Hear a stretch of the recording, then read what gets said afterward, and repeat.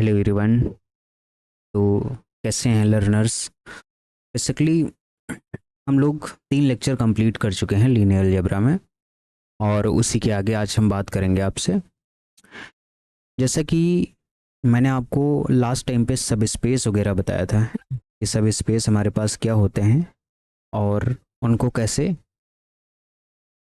देखते हैं, है ना। सब स्पेस को चेक करने का क्या क्या तरीका हो सकता है, वो सारी बातें हमने आपको समझाई थी। लास्ट में कुछ क्वेश्चंस हमने लिखे थे और मैंने कहा था कि वो क्वेश्चन करिएगा आप लोग, और ना भी लगे तो बताइएगा। तो फिलहाल मैं उनका सलूशन यहाँ पे दूंगा, है ना। जैसे हमने जो वेक्टर स्पेस लिया था लास्ट टाइम पे, वो हमने लिया था mn/c, है ना, ओवर सी। फील्ड भी हमारे पास सी का था, जिसमें W1 हमने डिज़ाइन किया था। वो सभी मैट्रिसेस आ रही थी हमारे पास n×n की, जहाँ पे A स्टार हमारे पास A के इक्वल है ना। तो हमने इसको कहा था set of all Hermitian matrix, Hermitian matrix. ठीक, हर्मिशियन मैट्रिक्स का एक कलेक्शन मैंने लिया था। तो हमने कहा था कि इसको आप लोग चेक करिएगा कि ये वेक्टर सब स्पेस बनता है कि नहीं बनता है। तो कैसे आप चेक करोगे? सब स्पेस चेक करने का सबसे बढ़िया तरीका वही है कि सबसे पहले आप तो चेक कर लो कि जीरो वेक्टर उसके अंदर है कि नहीं है। दूसरा काम, आप कोई 2 फील्ड के मेंबर लेके आओ, है ना, और 2 वेक्टर स्पेस से मेंबर लेके आओ, जो भी हमारा है यू वी वगैरह वगैरह, है ना। वेक्टर स्पेस यानी W1 से ले लो। फिर क्या करो, आप देखो alpha alpha you plus beta we हमारा W1 के अंदर जाता है कि नहीं जाता है। तो जैसे हर्मिशियन मैट्रिक्स है, तो मैं ट्राई ये करूँगा, जैसे यहाँ से देखो, मैं ट्राई ये करूँगा कि अल्फ़ा बीटा तो हमारे फील्ड्स हैं। फील्ड हमारे पास क्या है, कॉम्प्लेक्स नंबर का है, और ए कामा बी हम ले रहे हैं W1 से। ध्यान देने वाली बात यह है कि जब ए को आप W1 से ले रहे हैं, इसका मतलब हुआ कि आप जैसे ही ए स्टार करेंगे तो ए आएगा, एंड बी स्टार करेंगे तो बी आएगा। स्टार का मतलब क्या होता है? ए स्टार का मतलब होता है कि पहले उसका कॉन्जुगेट ले लो, उसके बाद में उसका ट्रांसपोज ले लो। This is a definition of star, है ना। कहीं कहीं पे इसको ए की पावर थीटा भी लिखते हैं, कभी कभी पे स्टार को ए कॉन्जुगेट का ट्रांसपोज भी लिखते हैं, है ना, इस तरीके से।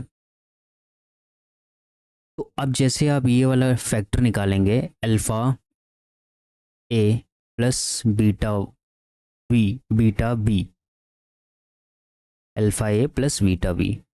ठीक, अब हमको हमारा टास्क ये है कि ये चेक करो कि ये W1 के अंदर है कि नहीं है। तो हम कैसे चेक करेंगे? इसको चेक करने के लिए हम इस पे लगाएंगे स्टार, क्योंकि W1 के अंदर होने के लिए ए स्टार अगर इसके बराबर आ गया, alpha A plus beta B के अगर ये बराबर आ गया, तो मैं कह दूंगा कि ये सब स्पेस है, अदरवाइज मैं नहीं कह पाऊंगा। तो इधर वाला टर्म मैं देख लेता हूँ, alpha A plus beta B, यहाँ पे लगा हुआ है क्या, स्टार। ठीक, तो इसको मैं लिख सकता हूँ alpha A star plus beta B star, बिल्कुल लिख सकता हूँ। यहाँ से आ जाएगा अल्फ़ा।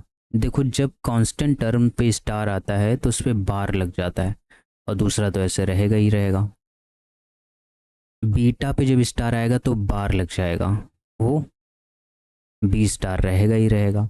यहाँ से हमको पता चला कि अल्फ़ा बार ए स्टार को हम यहाँ से ये इसको इक्वेशन 1 डाल दो, फ्रॉम इक्वेशन 1 से ए लिख सकते हैं, और फ्रॉम इक्वेशन इसको बी लिख सकते हैं, है ना। बी स्टार को यहाँ पे बीटा है, बीटा बार, उसके बाद हमारे पास बी। यहाँ से हमें ये पता चला कि alpha A plus beta B का जो स्टार है वो हमारे पास आया alpha bar A plus beta bar B does not belongs to W1।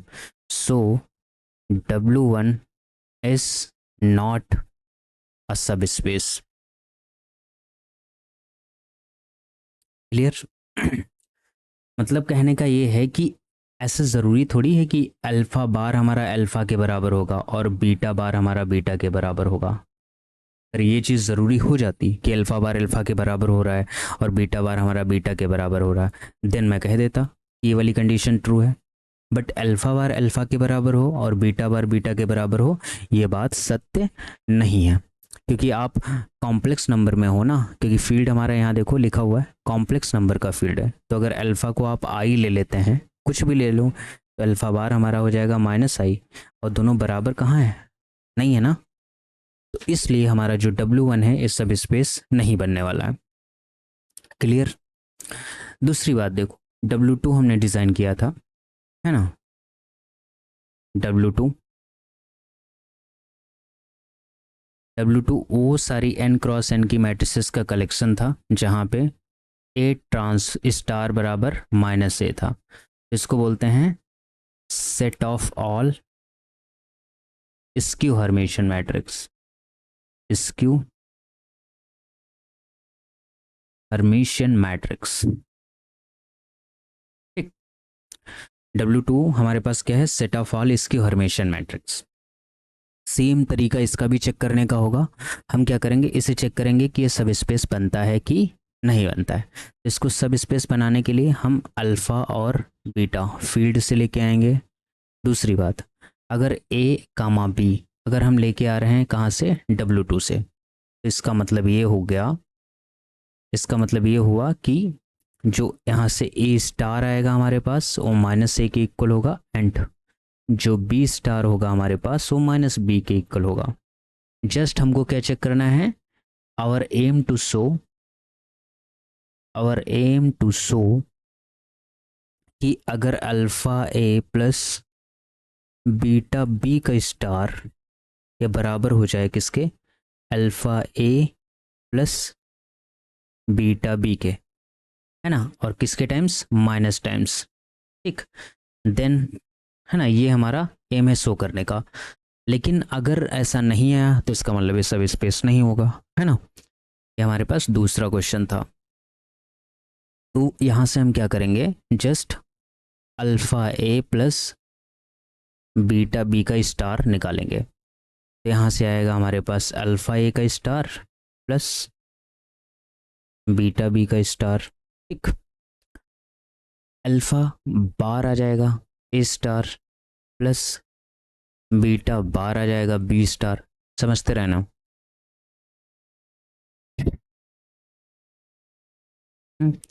Alpha, उसके बाद हमारे पास क्या आएगा, ये सर लाइट नहीं दिखेगा ना, मैं ब्लैक का यूज कर सकता हूँ इस पे, है ना, क्योंकि वाइट है। हाँ, तो ये हमारे पास आ जाएगा, अल्फ़ा बार को ऐसे ही रखो, माइनस ए इसको लिख दो, प्लस बीटा बार को ऐसे ही लिख दो, इसको माइनस बी लिख सकते हैं हम, कहाँ से, यहाँ से, इसको इक्वेशन 1 मान लो। तो यहाँ से हमारे पास ये आ गया, माइनस कॉमन हो गया, alpha bar A plus beta bar B, है ना, does not equals to minus times alpha A plus beta B, है ना, क्योंकि अल्फ़ा बार अल्फ़ा के इक्वल हो, मतलब अल्फ़ा बार अल्फ़ा के इक्वल हो ज़रूरी नहीं है, और बीटा बार बीटा के इक्वल हो ज़रूरी नहीं है। इस वजह से हम कह देंगे कि W2 is not a subspace of Mn over C, over C. ठीक, तो W2 भी हमारे पास सब स्पेस नहीं बनाएगा। Clear, okay. अब तीसरा हमारे पास क्वेश्चन था, तीसरा क्वेश्चन क्या था, W3, W3 जो भी हो, मैं फिलहाल यहाँ पे जो याद आ रहा है मुझे वो मैं लिखूंगा। सेट ऑफ ऑल यहाँ पे था वो सारी मैट्रिसेस का कलेक्शन जहाँ पे ए स्क्वायर ए के बराबर है। Set of all idempotent matrix, हाँ, set of all idempotent matrix. अब इसको देखना है कि ये सब स्पेस बनाता है या नहीं बनाता है। फिर से हमारा वही टास्क रहेगा, वही काम रहेगा जैसे अभी तक करते हैं, सेम तरीके से इसको भी करेंगे। अल्फ़ा और बीटा हम फील्ड के मेंबर लेंगे, ए और बी हम W3 से लेंगे। तो अगर ए स्क्वायर हमारा अगर ए के बराबर होगा, यहाँ से ए भी W3 के अंदर आ रहा है, तो ऑब्वियस सी बात है स्क्वायर ए के बराबर होगा, दूसरा बी स्क्वायर हमारा बी के बराबर होगा। अब हमारा टास्क ये है कि अगर मैं ये दिखा दूँ alpha A plus beta B, our aim to show ऐसा अगर शो कर पाए, आवर एम टू शो, ऐसा अगर हम शो कर पाए कि इसका square alpha A plus beta B है, तो मैं कह दूंगा कि ये बिलोंग कर जाएगा W3 में, और W3 हमारा सब स्पेस हो जाएगा। लेकिन अगर ऐसा हुआ तो, अगर ऐसा नहीं हुआ तो फिर हम नहीं कह सकते। ठीक, अब चलो इसे चेक करते हैं। इसको कैसे चेक करेंगे? लाइट ग्रीन नहीं चाहिए भाई, ग्रीन ही तो। इसको चेक करते हैं हम। करना क्या है, जैसे ये हमको गिवन है alpha A plus beta B, इसका स्क्वायर जब आप करेंगे तो हमारे पास आ जाएगा अल्फा ए का स्क्वायर प्लस बीटा बी का square plus 2 alpha beta A B, है ना। तो ए हमारे पास क्या आएगा, alpha square A square plus beta square और B square plus 2 alpha beta A B. यहाँ से हमें पता चलेगा अल्फा स्क्वायर ए स्क्वायर को हम ए लिख सकते हैं, बीटा स्क्वायर बी स्क्वायर को बी स्क्वायर को हम क्या लिख सकते हैं, B plus 2 alpha beta A B, है ना। ये क्या कभी इक्वल हो सकता है इसके, किसके, alpha A plus beta B के? नहीं हो सकता, है ना। तो इसलिए हम कहेंगे this is not equal to this, so W3 is not a subspace, है ना।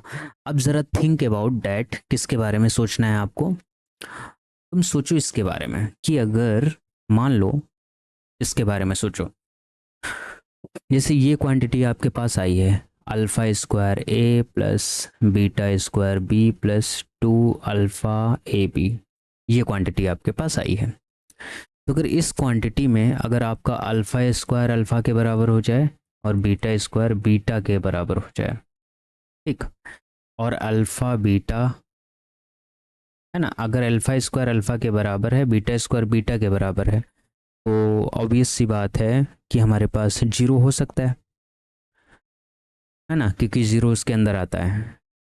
और अल्फा बीटा मान लेते हैं कि ज़ीरो ना हो, है ना, तो ए बी को ज़ीरो होना पड़ेगा इस केस में, है ना। इसको इसको तो हटाना है ना, ये तो यहाँ से लेना ही नहीं। या दूसरा केस ये बन सकता है कि अल्फ़ा बीटा मान लो आपका ज़ीरो हो गया, दोनों का प्रोडक्ट, तो ए भी ज़ीरो ना हो, है ना, तो ये ज़ीरो हो जाएगा उसकी वजह से। इसका मतलब हमारे पास ये आ रहा है सिंपल सिंपल, अगर अल्फ़ा स्क्वायर अल्फ़ा के इक्वल बीटा स्क्वायर बीटा के इक्वल, तो हमारे पास आ जाएगा alpha A plus beta B, ये बिलोंग कर जाएगा किस में, W3 में। देन W3 सब स्पेस बन जाएगा।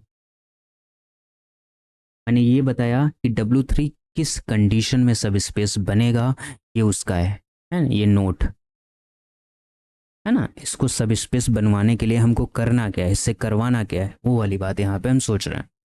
क्लियर? आई थिंक ये बात आपको समझ में आ गई होगी, ठीक है।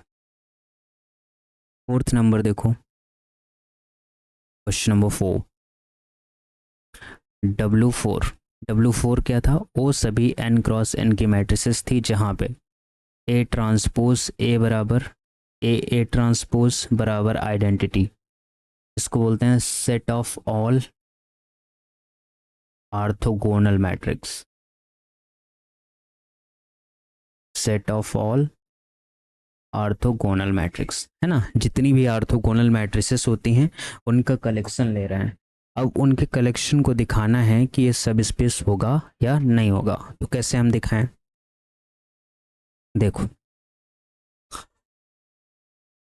अब इसके कलेक्शन को दिखाना है कि ये सब स्पेस बनाता है या नहीं बनाता। फिर से वही काम हम इसके सॉल्यूशन के लिए करेंगे, क्या कि अल्फ़ा और बीटा को हम फील्ड से लेंगे। दूसरा, अगर ए और बी हमारा बिलोंग कर रहा मानो W3 में, तो ये इम्प्लाई हमारे पास ये करेगा कि ए ट्रांसपोज ए बराबर आइडेंटिटी होगा, एंड दूसरा बी ट्रांसपोज बी बराबर आइडेंटिटी होगा, ठीक, क्योंकि ऑर्थोगोनल है तो इस कंडीशन को सेटिस्फाई करेगा।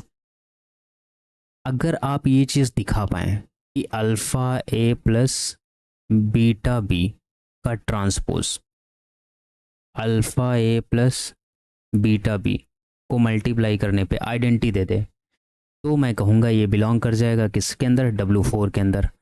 आवर एम, हमारा एम यही है, बट अगर ऐसा नहीं हुआ तो हम कहेंगे ये सब स्पेस नहीं होता है। तो चलो इसको शो करने का प्रयास करते हैं। अब इसका LHS मतलब ये वाली चीज़ उठाते हैं कि alpha A plus beta B का जो ट्रांसपोज है, alpha A plus beta B, alpha A का ट्रांसपोज प्लस बीटा बी का ट्रांसपोज किया जाएगा alpha A plus beta B. तो इधर से ये आ जाएगा अल्फ़ा ट्रांसपोज, तो अल्फ़ा ही हो जाएगा A transpose plus beta B transpose. ये आ गया हमारे पास alpha A plus beta B. ध्यान से समझना इसको, इसको मल्टीप्लाई करो ज़रा। तो ये हमारे पास इसको जब मल्टीप्लाई करोगे तो आ जाएगा ये alpha square A transpose A plus ये आ जाएगा alpha beta A transpose B, ठीक, प्लस जब इससे मल्टीप्लाई कर दिया अब इससे करोगे तो आ जाएगा हमारे पास alpha beta B transpose A plus last में करोगे तो आएगा beta square B transpose B, है ना। मतलब जस्ट हमने मल्टीप्लाई कर दिया, जैसे क्वाड्रेटिक इक्वेशन में करते हैं मल्टीप्लाई, उसी तरीके से। तो यहाँ से आया हमारे पास alpha square A transpose A को हम आइडेंटिटी लिख सकते हैं प्लस इधर आ गया हमारे पास alpha beta A transpose B plus इधर आ गया हमारे पास alpha beta B transpose A और ये आ गया हमारे पास बीटा स्क्वायर और ये आइडेंटिटी हो गया। इसको थोड़ा और ऐसे लिख सकते हैं alpha square plus beta square, यहाँ से प्लस में अल्फ़ा बीटा अगर हम कॉमन ले लेते हैं तो ये बनेगा हमारे पास ए ट्रांसपोज प्लस नहीं A transpose B plus B transpose A. ये टर्म आया, क्या ये हमें इक्वल होगा, है ना। This is equal to identity, कभी नहीं हो सकता। इतना टर्म ये आइडेंटिटी के इक्वल होगा। मान लो कि ये आइडेंटिटी के इक्वल हो भी गया तो इसको हम ऐसा कोई कांस्टेंट ले लेंगे, अल्फ़ा बीटा तो हमारी चॉइस है पूरे के पूरे कॉम्प्लेक्स नंबर से, तो ऐसा कांस्टेंट ले लेंगे जिससे ये आइडेंटिटी नहीं बनेगा, है ना। इसका मतलब ये हुआ कि जो W4 है नॉट अ सब स्पेस, ये हमारे पास सब स्पेस नहीं बनाता है। आई थिंक आपको अच्छा लग रहा होगा ये सब पढ़ने में, है ना। अब एक और मैट्रिक्स करवा देते हैं, चलो देखते हैं। 5 नंबर देखो, W5 वो सारी मैट्रिसेस का कलेक्शन हम ले लेते हैं जहाँ पे हम कह रहे हैं ए स्क्वायर बराबर आइडेंटिटी आ रहा है। इसको बोलते हैं set of all involutory matrix, set of all involutory matrix. अब इसके बारे में आपको बताना है कि ये हमारे पास सब स्पेस बनाता है कि नहीं बनाता है। तो हम क्या करेंगे कि अल्फ़ा बीटा हम 2 स्केलर लेंगे फील्ड से, फिर क्या करेंगे 2 मैट्रिसेस लेंगे हम कहाँ से, W5 से। तो ये इम्प्लाई करेगा कि ए स्क्वायर आइडेंटिटी के बराबर होगा एंड बी स्क्वायर भी आइडेंटिटी के बराबर होगा। फिर से वही काम हमारा, आवर एम टू शो हमको क्या दिखाना रहेगा कि अगर मैं ऐसा दिखा दूं, कैसा, alpha A plus beta B का स्क्वायर करें और वो आइडेंटिटी के बराबर आ जाए। अगर ऐसा मैं कर पाऊँ देन वी से W5 is a subspace, otherwise we can not say W5 is a subspace. Clear? I think ये बात समझ पा रहे होंगे आप लोग, है ना।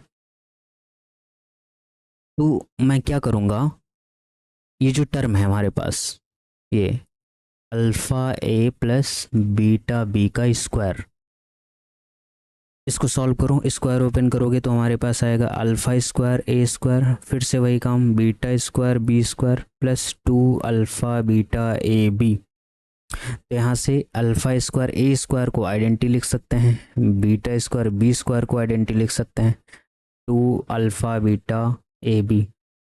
तो यहाँ से आया हमारे पास alpha square plus beta square plus 2 alpha beta A B does not equals to identity. क्या आइडेंटिटी के इक्वल आएगा, नहीं आया। तो यहाँ से हम क्या कह सकते हैं, W5 इज नॉट सब स्पेस। ठीक, इसी तरीके से कई सारे एग्जाम्पल्स मैंने लिखे थे, तो उनको आप लोग ट्राई करिएगा, है ना। सेट 6 नंबर कुछ इस तरीके से लिखा होगा हमने, W6 वो सारी n क्रॉस n की मैट्रिसेस हैं सच डैट a की power n zero but a की power n minus one is non zero. इसको बोलते हैं set of all nilpotent matrix, nilpotent matrices. ठीक, तो कोई दो मैट्रिसेस लेना है जो कि निलपोटेंट हों और उनका सम निलपोटेंट अगर नहीं है तो ये सब स्पेस नहीं बनता। लेकिन आपको शो करना है, तो आपको कैसे शो करना है, उसी तरीके से आप करेंगे। क्या करेंगे, अल्फ़ा बीटा आप कहाँ से लेंगे, सी से लेंगे, और आप ए और बी हमारे पास W5 से लेंगे, और ट्राई करेंगे, क्या ट्राई करेंगे कि alpha A plus beta B की पावर n करने पे वो ज़ीरो आ जाए।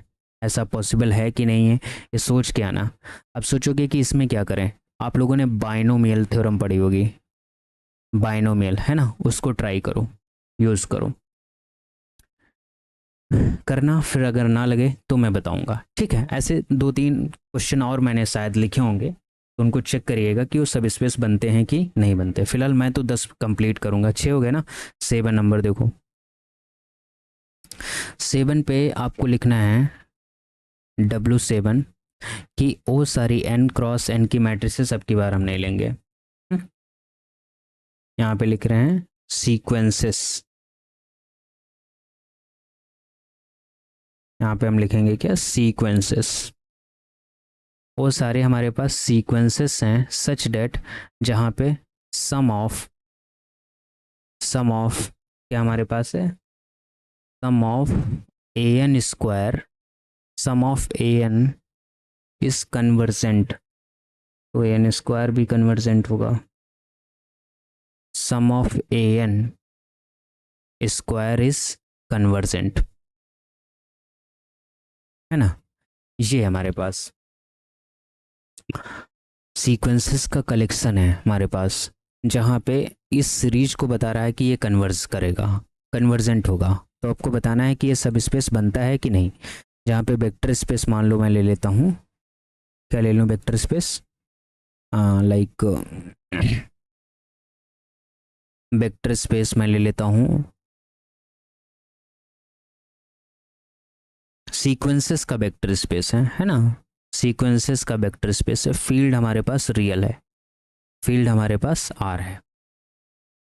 तो W7 को बताना है कि ये हमारे पास सब स्पेस बनेगा या नहीं बनेगा। W7 से पहले मैं एक क्वेश्चन कर लेता हूँ जो आसान है थोड़ा सा। W7 की बात करो, यहाँ पे देखो मैं लाइन ड्रॉ करता हूँ। W7 की हम W8 की बात कर लेते हैं, वो सारी सीक्वेंसेस का कलेक्शन सच डेट, है ना, AN is monotonic, monotonic sequences का कलेक्शन। अब इसको बताना है कि ये हमारे पास सब स्पेस बनता है कि नहीं। तो जैसे अल्फ़ा बीटा कोई भी दो रियल नंबर आप लेके आओगे, ठीक, और मान लो कोई सीक्वेंसेस लिया है, तो AN comma BN belongs to W8। तो इसका मतलब यहाँ से पता चला कि AN भी मोनोटोन होगी और BN भी मोनोटोन होगी। अब आपको बताना है कि इनका ये वाला अगर अल्फ़ा A प्लस, नहीं ये नहीं, यहाँ से निकालो alpha AN plus beta BN, अगर इससे भी तुम मोनोटोन दिखा दो तो ये कन्वर्स कर जाएगा। लेकिन ऐसा कि तुम सोच सकते हो कि W8 में वो सारी सीक्वेंसेस का कलेक्शन है जो मोनोटोन है। मोनोटोन का मतलब होता है कि ये तो या तो वो सीक्वेंसेस इंक्रीज करेंगी या तो वो सीक्वेंसेस डिक्रीज करेंगी। तो जैसे मैं ऐसा ले लेता हूँ एग्जाम्पल के तौर पे, AN बराबर मैं ले लेता हूँ x plus sine x, n plus sign n, और BN बराबर मैं ले लेता हूँ n। ठीक, अब ये जो सीक्वेंस है हमारे पास और एक ये सीक्वेंस है, माइनस n ले लेता हूँ। ठीक, ये जो x प्लस साइन n है हमारे पास, ये क्या करता है, ये इसको हम लोग नागिन ग्राफ बोलते हैं। ये ऐसे ऐसे बनता है, ऐसे ऐसे, है ना। दिस इज अ नागिन ग्राफ। तो यहाँ पे ये इंक्रीजिंग मोड में होता है ना। तो ए एन हमारे पास इंक्रीजिंग मोड में, बी एन जो है ये ऐसे बन रहा है ना, straight line.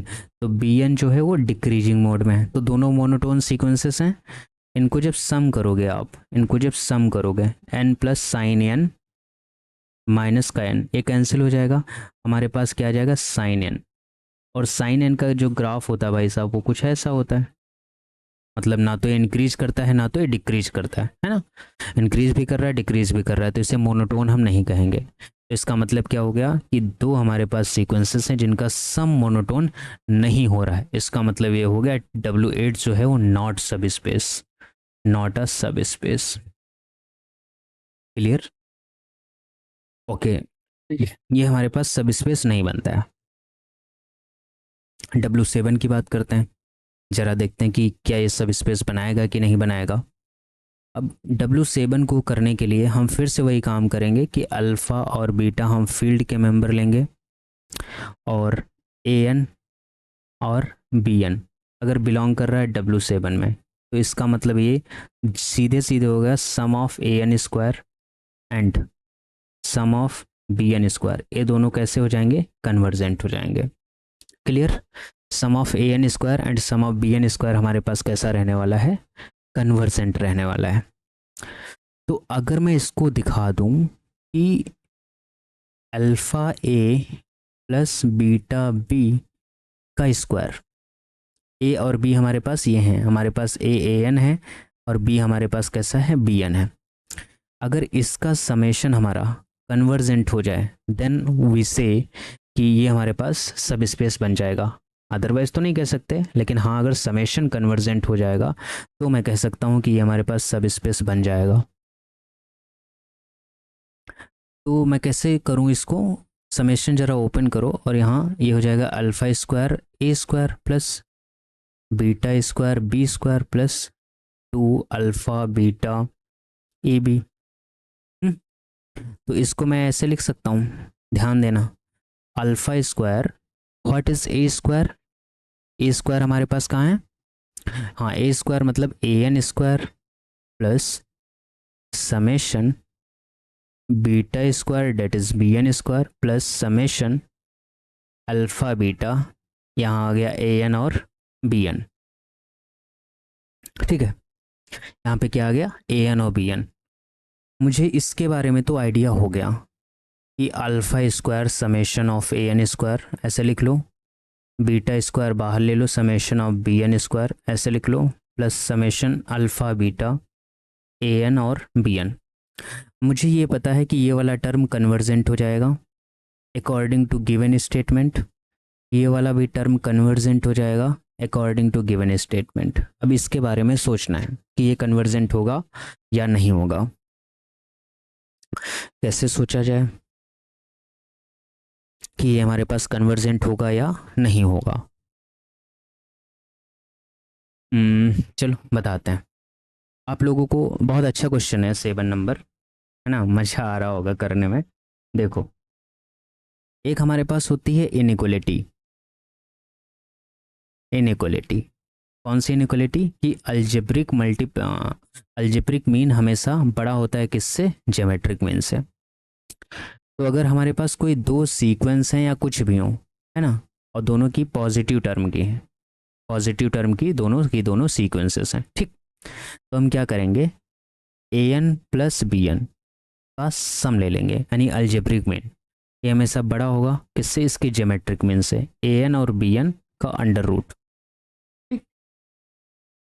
This is inequality.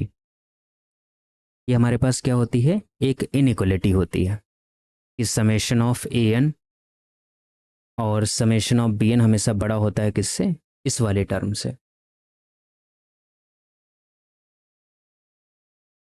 ठीक है, बहुत बढ़िया। तो यहाँ से हमको एक क्या पता चला, यहाँ से हमको क्या पता चला, यहाँ से हमको ये पता चला कि root of A N B N को हम ऐसे लिख सकते हैं, A N plus B N by two. अगर दोनों तरफ हमें समेशन लगा दूं, ऐसे मैं लगा सकता हूँ दोनों तरफ समेशन, लेकिन यहाँ से मेरा काम बनेगा नहीं, यहाँ से काम बनेगा नहीं। किस लिए काम नहीं बनेगा? क्योंकि यहाँ पे ए एन लिया है हमने और बी एन लिया है, क्योंकि यहाँ पे इधर रूट आ रहा है, लेकिन हमको तो सिर्फ चाहिए ना ए एन और बी एन, इसके अलावा तो कोई टर्म चाहिए नहीं। तो मैं क्या करूँगा, इंस्टीड ऑफ दिस मैं ले रहा हूँ ये A N square plus B N square divide by two. इसका अलजेब्रिक मीन बड़ा होगा किससे? Under root A N square और बी एन स्क्वायर से, इनके प्रोडक्ट से। अब इतनी बात समझ में आई थिंक आ गई होगी। अब यहाँ से क्या होगा, ये जो टर्म है हमारे पास A N square B N square by two greater or equal to, यहाँ से स्क्वायर हट जाएगा क्योंकि ये हमारे पास, इसको ऐसे लिख सकते हैं ए एन और बी एन का स्क्वायर की होल पावर 1/2 है, तो ये 2 से 2 कैंसिल हो गया। तो इस वाली इनइक्वलिटी को क्या मैं ऐसे लिख सकता हूँ, A N B N greater or equal to A N square plus B N square by two. ठीक है, अब इस पे मैं समेशन लगा सकता हूँ, बिल्कुल लगा सकते हैं सर आप। इसको क्या मैं ऐसे लिख सकता हूँ, समेशन ए एन और B N less or equal to 1/2 बाहर ले लो, क्या हो गया summation A N square plus 1/2 यहाँ से भी बाहर लो समेशन बी एन स्क्वायर। क्या आपको पता नहीं है ये वाली बात कि this term is convergent and this term is also convergent? तो ये ओवरऑल इधर का जो टर्म हो जाएगा एक कन्वर्जेंट हो जाएगा, है ना। तो अगर बड़ा वाला कन्वर्जेंट होता है तो छोटा वाला कन्वर्जेंट होगा। आपको पता है ए एन अगर less or equal to B N है, समेशन लगा है, तो if summation of B N convergent, ये इम्प्लाई करता है summation of A N convergent. आप लोगों ने इसे मैथमेटिकल एनालिसिस में पढ़ा होगा, है ना, जो पहले रियल एनालिसिस का पार्ट है उसमें। इसे बोलते हैं कंपैरिजन टेस्ट, इसे बोलते हैं कंपैरिजन टेस्ट। ठीक है, मैथमेटिकल एनालिसिस में ऐसा होता है। ठीक है, अगर आप लोगों ने नहीं पढ़ा है फिर भी मैं समझा दूं कि अगर इस तरीके से कोई हमारे पास सीक्वेंसेस मिल जाती हैं या सीरीज मिल जाती हैं, इसको सीरीज बोलेंगे, तो अगर बड़े वाली सीरीज कन्वर्जेंट है तो छोटे वाले को कन्वर्स होना पड़ेगा।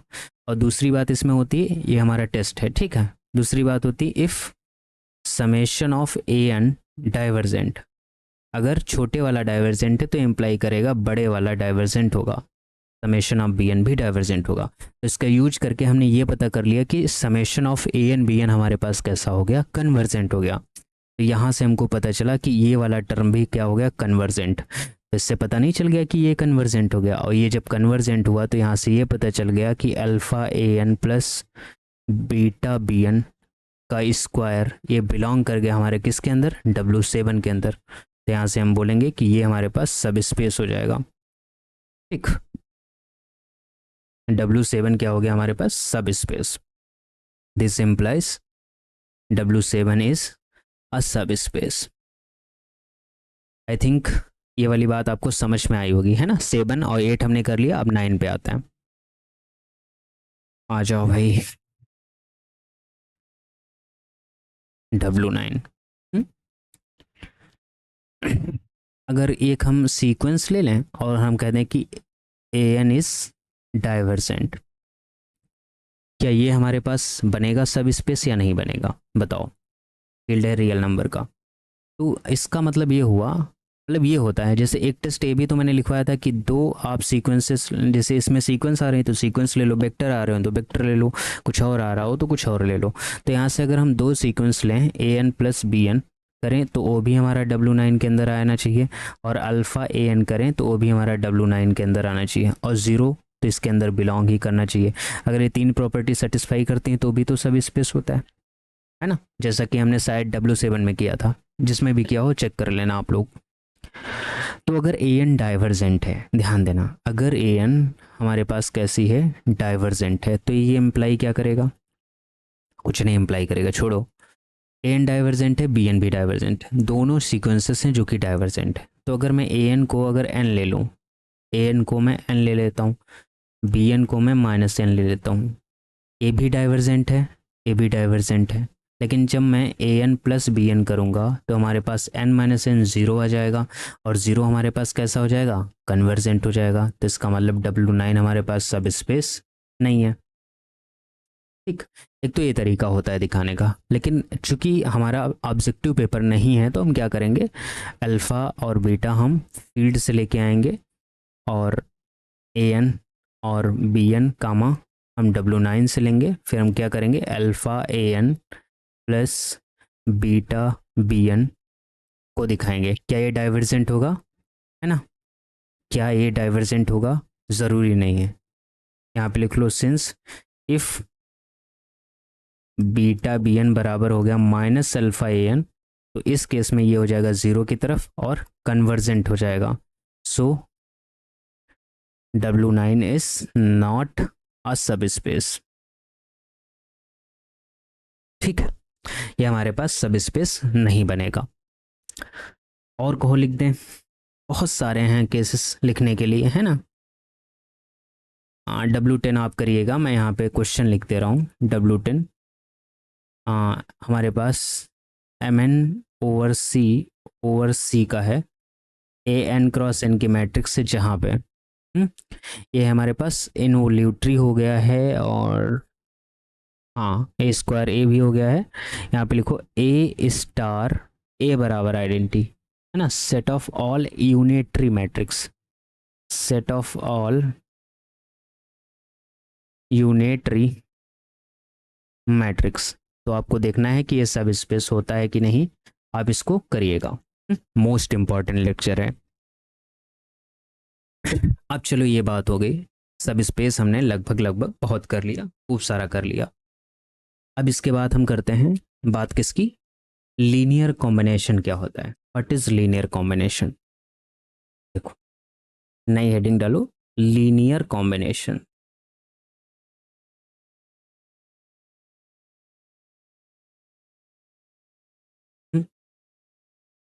लीनियर कॉम्बिनेशन कैसे बनाएंगे हम, देखो, late v1 v2 v3 dot dot dot vn be the set of vectors, be the set of vectors, है ना, be the set of vectors, and alpha 1 alpha 2 dot dot dot dot alpha n be scalar, be scalar, then alpha 1 v1 plus alpha 2 b2 plus alpha 3 b3 plus dot dot dot alpha n और vn be the linear combination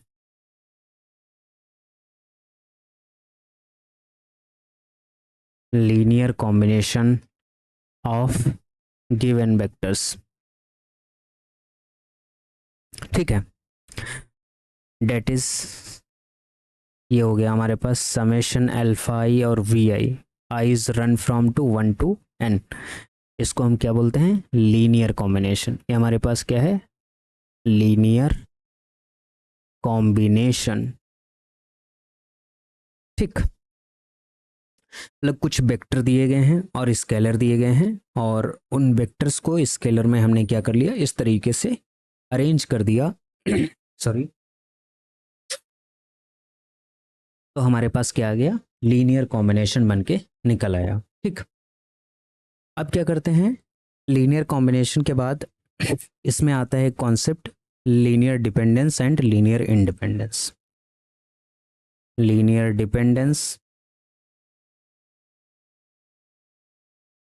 and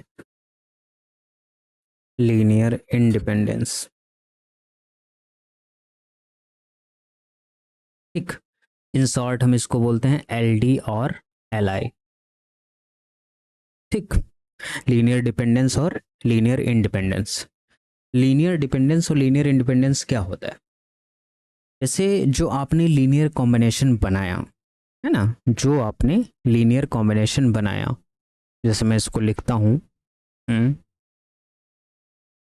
इसको लिखता हूँ, late S V1 से लेके Vn तक with a set of vector,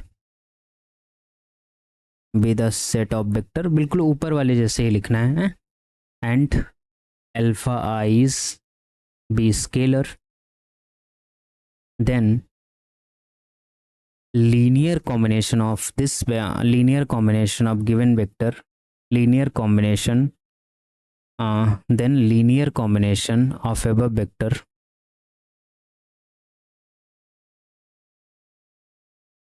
combination of above vector हमारे पास क्या होगा, अल्फा वन बी वन, ये वन लिखो ठीक है, alpha two b two plus dot dot dot alpha n B n, ये जीरो है ना, इसको मान लो इक्वेशन वन। अब लिखो condition, if all the alpha is zero for all i is equal to 1 2 से लेके n तक, then given set of vectors S is linear independence। ठीक,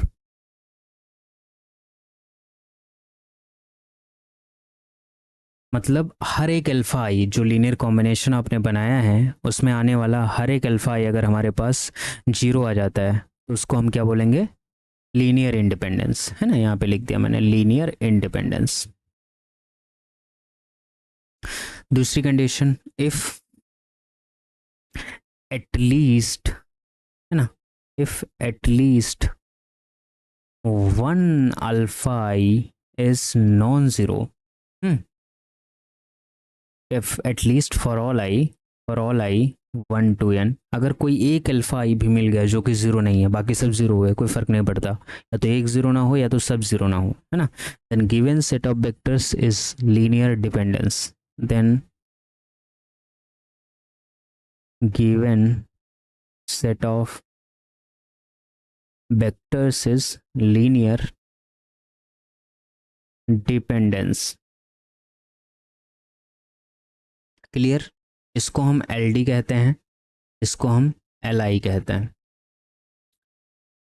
अब जैसे हमारे पास ये हो गया, कहाँ पहुंच गया यार, हाँ ये, इस सेट ऑफ वेक्टर्स को LD और LI हमने कह दिया। अब जैसे LD का मतलब क्या होता है, जैसे मैं थोड़ा एग्जाम्पल के थ्रू आपको समझाने का प्रयास करता हूँ। जैसे एक वेक्टर हमको दिया गया है V1 1 2 4, ये R3 का वेक्टर है ना, एक वेक्टर दिया गया है U2 हमारे पास कितना है 3 6 और 12, ये भी हमारे पास R3 का वेक्टर है। तो अगर एक दूसरे के मल्टीपल भी वेक्टर आपको मिल जाएं, है ना, तो वो भी वेक्टर हमारे पास कैसे रहते हैं, LD रहते हैं। तो जैसे इन दोनों में, है ना, ऐसे एक सेट बना लो किसका, V1 और V2 का, देन आपको बताना है कि यस क्या है, LD है और LI है। चलो ट्राई करते हैं कि ये LD बनता है या LI बनता है, कैसे देखेंगे। अब सबसे पहले हम इन दोनों वेक्टर्स का लीनियर कॉम्बिनेशन बनाएंगे। अगर ये सेट ऑफ वेक्टर्स है then there exist scalar alpha one alpha two, है ना, सच डेट हम क्या लिखेंगे, alpha one 1 2 4 plus alpha two 3 6 12 बराबर 0। तो अब यहाँ से क्या आएगा हमारे पास, alpha one plus 3 alpha two comma 2 alpha one plus 6 alpha two comma 4 alpha one plus 12 alpha two बराबर 0। तो यहाँ से क्या हो गया, अल्फा वन प्लस कंपेयर कर दो, अल्फा टू बराबर 0 होगा, कामा 2 alpha one plus 6 alpha three बराबर 0 होगा, कामा 4 alpha one plus 12 alpha two बराबर 0। यहाँ से जब 2 कॉमन लेंगे तो ये आ जाएगा alpha one plus 3 alpha three, नहीं अल्फा थ्री नहीं होगा, अल्फा टू होगा, ठीक, अल्फा टू बराबर 0। यहाँ से जब 4 कॉमन लेंगे तो alpha one plus 3 alpha two बराबर 0। तो यहाँ से देखो सारी एक ही जैसी आ गई हमारे पास इक्वेशंस। तो इसका मतलब क्या हुआ कि जो अल्फ़ा 1 है वो डिपेंड कर गया किस पे, अल्फ़ा 2 पे डिपेंड कर गया ना, पक्का बात है ना, डिपेंड कर गया। तो इसका मतलब क्या हो गया, दोनों स्केलर कैसे हो गए हमारे पास, दोनों स्केलर्स कैसे हो गए हमारे पास, जीरो हो गया। क्यों दोनों स्केलर जीरो कैसे हो जाएंगे, क्योंकि हमारे पास तो एक ही इक्वेशन आई है ना। अब अल्फा 1 अल्फा 2 पे डिपेंड कर गया, अगर अब मैं अल्फा 2 को जीरो लूंगा देन जाके जीरो होगा, लेकिन अगर अल्फा 2 को मैं 1 ले लूँ तो अल्फा 1 हमारे पास क्या हो जाएगा, -3 हो जाएगा। इसका मतलब ये हो गया कि अगर वेक्टर एक दूसरे के मल्टीपल होते हैं ना तो हमारे पास एल डी आता है, naught L I, this is L D. क्योंकि देख लो अगर बी वन को हम लिखना चाहें तो हम लिख सकते हैं ना 3 times of B to.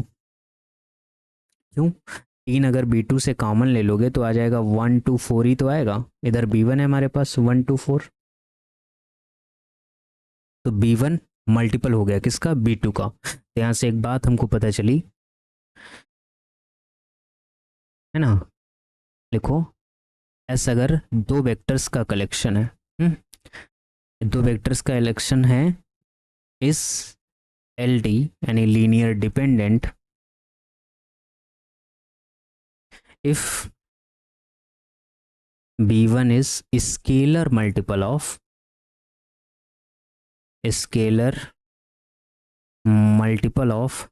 b2। अगर कोई सेट ऑफ वेक्टर्स हमको मिलता है जो कि लीनियर डिपेंडेंट है तो क्या होगा, तो तभी होगा लीनियर डिपेंडेंट जब वो एक दूसरे के स्केलर मल्टीपल होंगे। ठीक, तो इस तरीके से आपको वेक्टर्स दिए जाएंगे जिसमें आपको चेक करना है कि ये वेक्टर हमारे पास लीनियर डिपेंडेंस है या लीनियर इंडिपेंडेंस है ना। अब देखो डिटर्मिनेट रूल लिखो यहाँ पे, डिटर्मिनेंट रूल है ना, how to find this rule है ना। इससे कैसे आप फाइंड करोगे कि आपके पास जो वेक्टर हैं वो एल डी हैं या फिर एल आई हैं। आपको क्या करना है, एक मैट्रिक्स बनानी है ना, जो एस सेट ऑफ वेक्टर आपको दिया जाएगा v1 v2 लेके vn तक है ना। तो इससे इसके करस्पॉन्डिंग हम क्या बनाएंगे, एक मैट्रिक्स बनाएंगे। अब मान लो मैट्रिक्स आ गई हमारे पास, यहाँ पे v1 लिख दिया v2 लिख दिया, इस तरीके से n क्रॉस n की मैट्रिक्स बनेगी। तब हम क्या करेंगे, इस मैट्रिक्स का डिटरमिनेंट निकालेंगे। डिटरमिनेंट या तो मैट्रिक्स का हमारे पास जीरो होगा या तो हमारे पास नॉन ज़ीरो होगा है ना। ये यही दो केस बनेंगे, या तो ज़ीरो आएगा या ज़ीरो नहीं आएगा।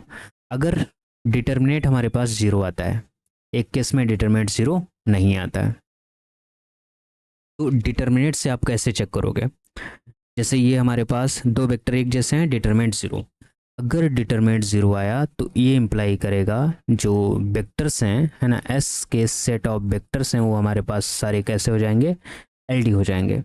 और डिटर्मिनेंट अगर नॉन ज़ीरो आया तो एस जो है हमारे पास एल आई हो जाएगा, यानी लीनियर इंडिपेंडेंस। यहाँ पे लिख लो लीनियर इंडिपेंडेंस, और ये हो जाएगा हमारे पास लीनियर डिपेंडेंस। मतलब हमें चेक ये करना है कि सेट ऑफ वेक्टर्स जो हमें दिए गए हैं वो एल डी हैं या फिर एल आई। अगर एल डी हैं तो आप देखोगे कि डिटरमिनेंट उसका ज़ीरो हो रहा होगा, अगर एल आई हैं तो आप देखोगे कि डिटरमिनेंट उसका ज़ीरो नहीं हो रहा होगा। अब इस टाइप के वेक्टर्स हमको मिलेंगे कैसे, ऐसे मिलेंगे। क्वेश्चन कि s बराबर आपको दिया गया v1 माइनस वी टू, दूसरा वेक्टर आपको दिया गया है v2 माइनस थ्री, तीसरा वेक्टर आपको दिया गया है v3 माइनस वी फोर। बस अब इसको आपको चेक करना है कि ये एल डी है या फिर एल आई है।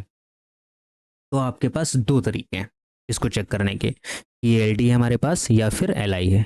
कौन कौन से दो तरीके हैं, पहला तरीका आपके पास ये आएगा कि ये जो वेक्टर्स दिए गए हैं, पहला वेक्टर दूसरा वेक्टर और तीसरा वेक्टर, आप क्या करो कि इनका लीनियर कॉम्बिनेशन बनाओ है ना। तो जैसे मान लिया मैंने अल्फ़ा बीटा और गामा स्केलर, तो हमने लीनियर कॉम्बिनेशन बनाया alpha times b1 minus b two plus beta times b2 minus b three plus gamma times b3 minus b four है ना। इसको ज़ीरो के इक्वल पुट करो, तो यहाँ से आ गया हमारे पास alpha b1 minus alpha b2 plus ये आ गया beta B2 plus beta B3 minus का है बीच में प्लस का gamma V3 minus gamma V4 बराबर 0। तो ये हो गया हमारे अल्फ़ा B1 है ना, प्लस ये हो जाएगा बीटा माइनस अल्फ़ा, इन दोनों में कर रहा हूँ मैं, B2 कॉमन ले रहा हूँ, प्लस हो जाएगा गामा माइनस बीटा, यहाँ से B3 कॉमन ले रहा हूँ, माइनस का गामा V4 बराबर 0। अब कंपेयर करो दोनों तरफ, तो जब कंपेयर करेंगे आप ध्यान से समझिएगा इस बात को, जैसे ही आप कंपेयर करेंगे तो यहाँ अल्फ़ा सिंगल है और गामा सिंगल है, तो यहाँ से पता चलेगा अल्फ़ा यानी B1 का कोफिशिएंट 0 हो जाएगा और गामा यानी B4 का कोफिशिएंट 0 होगा। यहाँ से हमको ये पता चला बीटा माइनस अल्फ़ा 0 होगा, यहाँ से पता चला गामा माइनस बीटा 0 होगा। अब हमें ये बात कंफर्म पता है कि अल्फ़ा 0 है, तो यहाँ से बीटा भी 0 हो जाएगा, यहाँ से गामा भी 0 है तो बीटा 0 आ जाएगा। तो यहाँ से हमको ये पता चला कि अल्फ़ा बराबर बीटा बराबर गामा, ऑल द स्केलर्स 0, ये बाई डेफिनेशन किया मैंने, है ना, यहाँ पे लिख लो by definition, all the scalars 0, all the scalars 0, सारे स्केलर्स 0 आ गए हैं। इसका मतलब क्या हो गया कि ये जो सेट है यस है ना, ये वाला सेट जो गिवन है आपके पास वेक्टर का, ये क्या है, लीनियर, बोलो लीनियर इंडिपेंडेंस, डिपेंडेंस नहीं कहेंगे, ये हमारे पास लीनियर इंडिपेंडेंस सेट है। चलो ये बात तो समझ में आ गई कि ये लीनियर इंडिपेंडेंस है।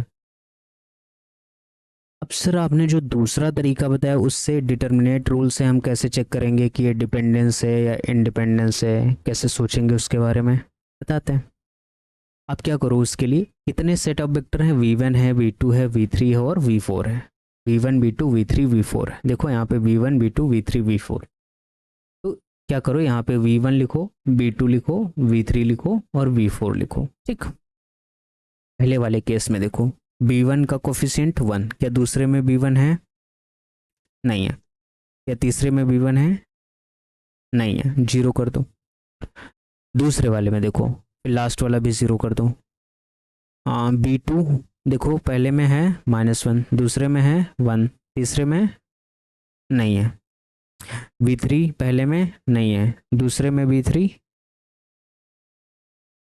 दूसरे में B3 कितना है बताओ, दूसरे में B3 है -1 है, तीसरे में B3 हाँ है, फिर 0। फिर देखो चौथे में हमारे पास क्या है,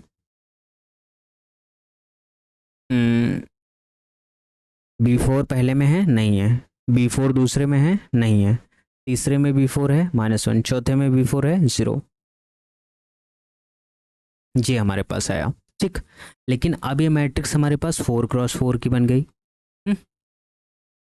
तो इसका मतलब ये हुआ कि हम डिटरमिनेट रूल नहीं लगा सकते,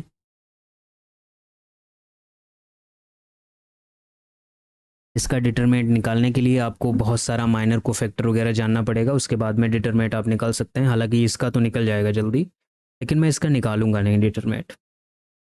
तो इसका मतलब ये हुआ कि हमारे पास अगर 2x2 का मैट्रिक्स मिल जाए या 3x3 का मैट्रिक्स मिल जाए तो उसमें हम डिटरमिनेंट लगाकर भी बता सकते हैं कि वो हमारे पास LD होगा या LI होगा। अगर मान लो मैट्रिक्स हमको मिल तो रहा है लेकिन वो 2x2 का नहीं है, 3x3 का नहीं है, वो इस तरीके से बड़ा बड़ा मैट्रिक्स मिल रहा है, तो उसके लिए फिर हमको क्या करना पड़ेगा, उसके लिए कुछ और रूल हमारे पास होगा, तब जाके हम उसको कह पाएंगे, है कि नहीं। मतलब उस चीज़ के लिए रूल तो कुछ अलग होगा ही ना, तभी तो मैं जाके बोल पाऊंगा कि हाँ ये LD है या LI है, तो उसके लिए भी रूल पढ़ेंगे। और फिर कभी कभी ऐसा होगा कि वेक्टर की जगह फंक्शन रखे होंगे, जैसे इस सेट में आप वेक्टर रख रहे हैं ना, तो वेक्टर की जगह फंक्शन होंगे, तो उन फंक्शन को कैसे LD LI दिखाया जाए उसका भी रूल अलग से होगा, है कि नहीं। बात में तो लॉजिक है, जैसे अगर आपके पास ये सिंपल क्वेश्चन है, यस एक सेट बना के दिया गया, यहाँ पे B1 माइनस B2 है और यहाँ पे हमारे पास मान लो आ गया दूसरा B2, ये सेट बना के दिया गया। अब इसको देखना है कि ये LI है या LD। तो जैसे मैट्रिक्स अगर बाय यूजिंग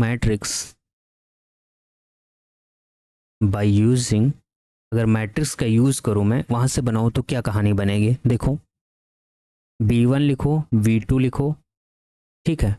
b1 का कोफिशिएंट पहले में 1, b1 का दूसरे में 0, यहाँ पे b1 का b2 का कोफिशिएंट पहले में -1, दूसरे में 1। ये मैट्रिक्स आ गया हमारे पास।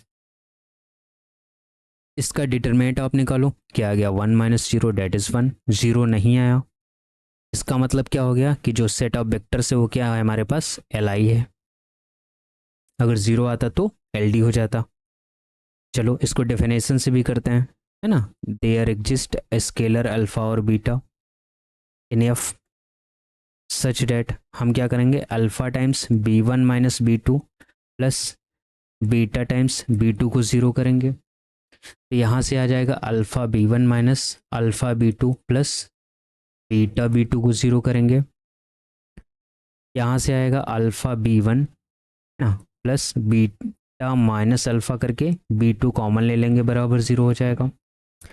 तो कंपेयर करोगे तो यहाँ से अल्फ़ा 0 आएगा और बीटा माइनस अल्फ़ा 0 आएगा। अल्फ़ा के 0 होने की वजह से बीटा अल्फ़ा के बराबर है, तो बीटा भी 0 हो गया।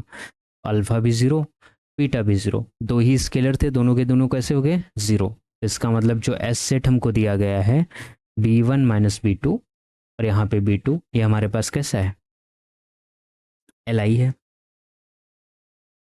इतनी बात समझ में आई।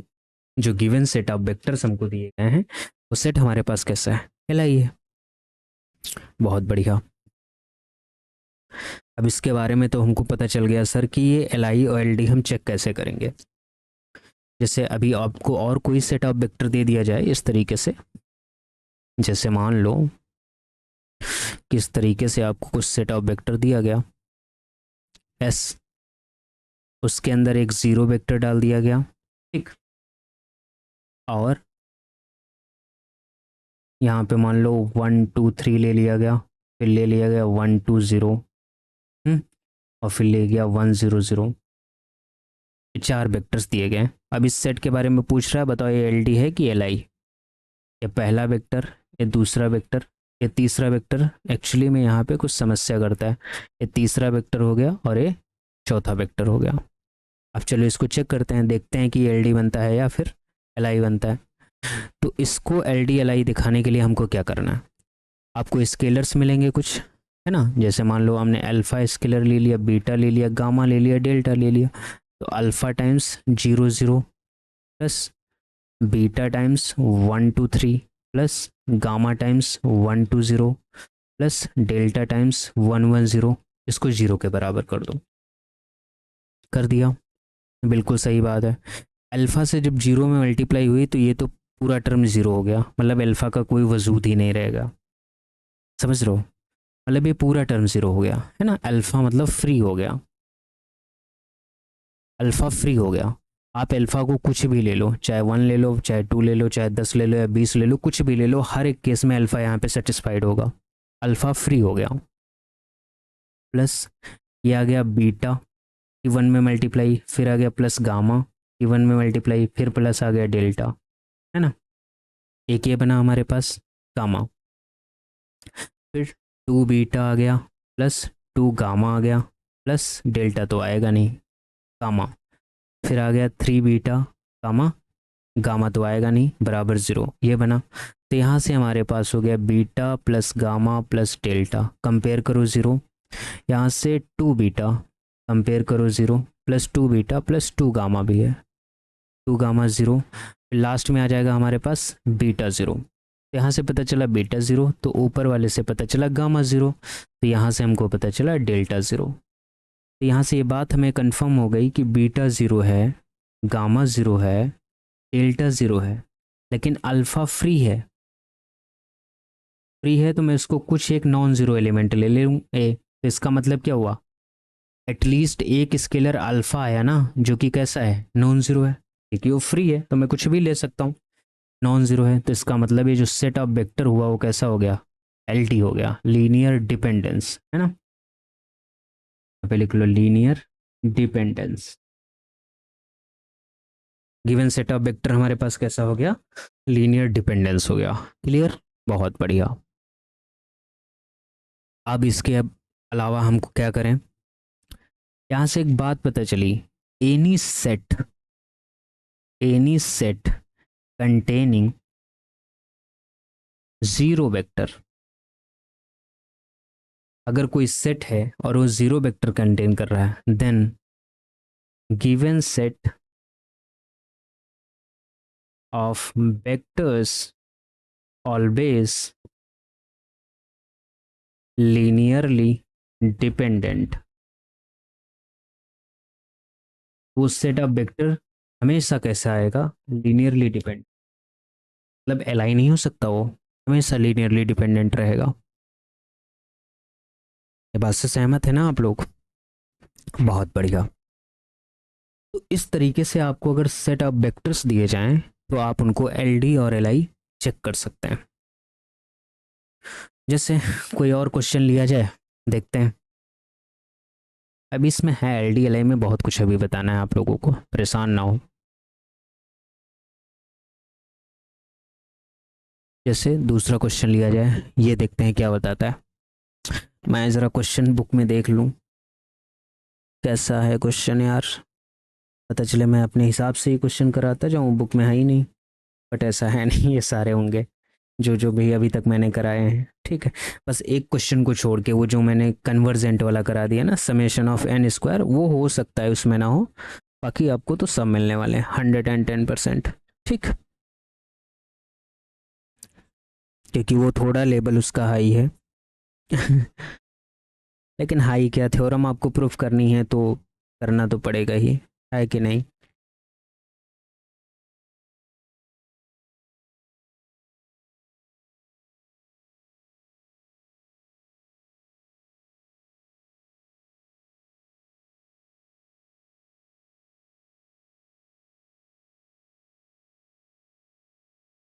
मैं चेक कर रहा हूँ एल डी एल आई के क्वेश्चन, कुछ आपकी बुक से ले लूँ तो ज़्यादा बेटर रहेगा मेरे हिसाब से।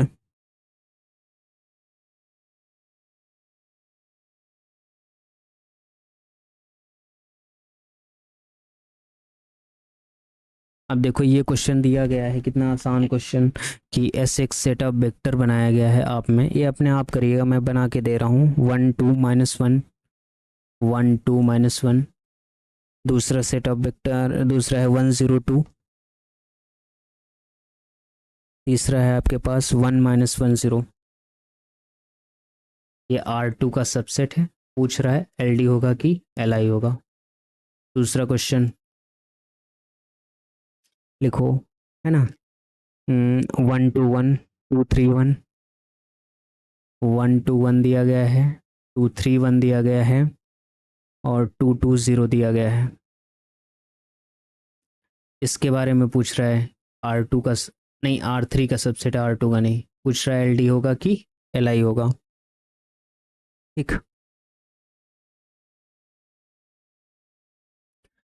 उसके बाद मैं चेक करता हूँ कुछ और क्वेश्चन आपके एक्सरसाइज में हूँ तो देख लेता हूँ। ये सब तो मतलब कर लोगे आप जिस हिसाब से मैंने कराए हैं, मैंने तो लेवल थोड़ा बढ़ा के ही करवा दिया आप लोगों को। हम्म।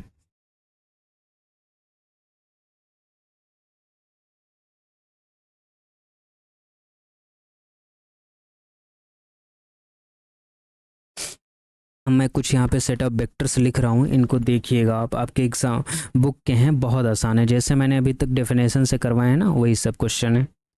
1 0 -1, 1 2 2। जो प्रकाशन केंद्र की बुक आती है ना, उसमें दिए गए हैं 0 -3 2।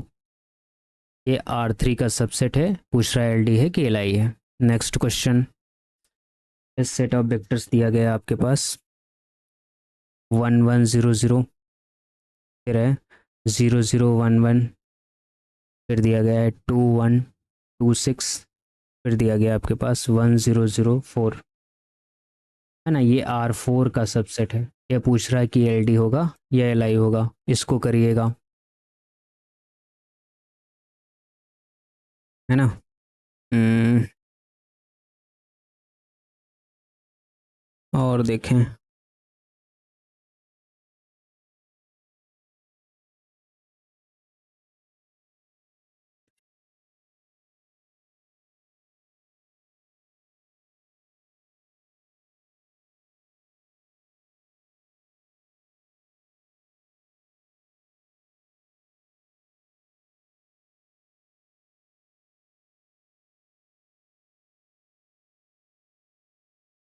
हम्म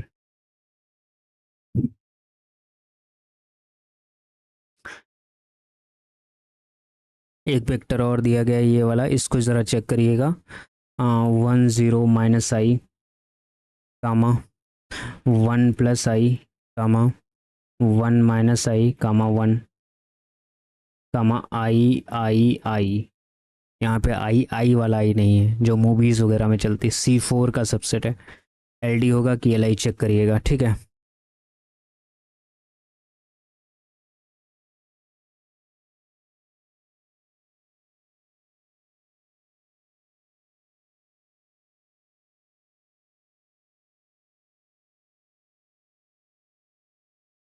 और लिखो क्वेश्चन।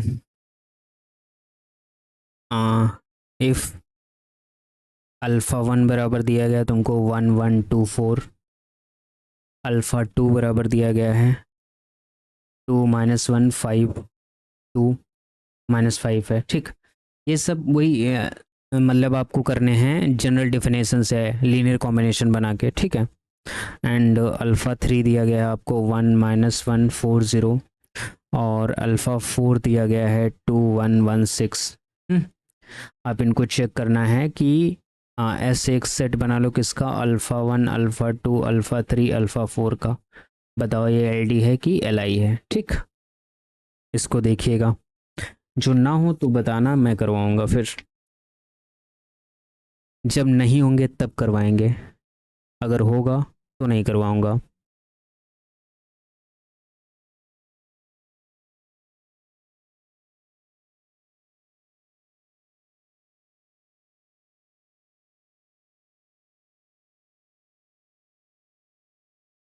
ठीक, ये हमारे पास इस टाइप के आपके पास क्वेश्चन आएंगे LD और LI में। 100% देखना, ये सब आपके LU एग्ज़ाम में पूछे गए हैं, है ना। ये सारे क्वेश्चंस पूछे गए हैं, तो कोई इशू नहीं है, आप लोग कर भी लेंगे, मुझे आप लोगों पे पूरा पूरा भरोसा है ना। अब इसके बाद जो आता है केस हमारे पास, वो आगे आज करवाऊँ या कल करवाऊँ, क्या कहते हैं आप लोग? बढ़ूँ आगे? हम्म, चलो फिलहाल के लिए इतना ही। अब बाकी का नेक्स्ट लेक्चर में हम आपसे डील करेंगे, ओके। तब तक के लिए बाय बाय।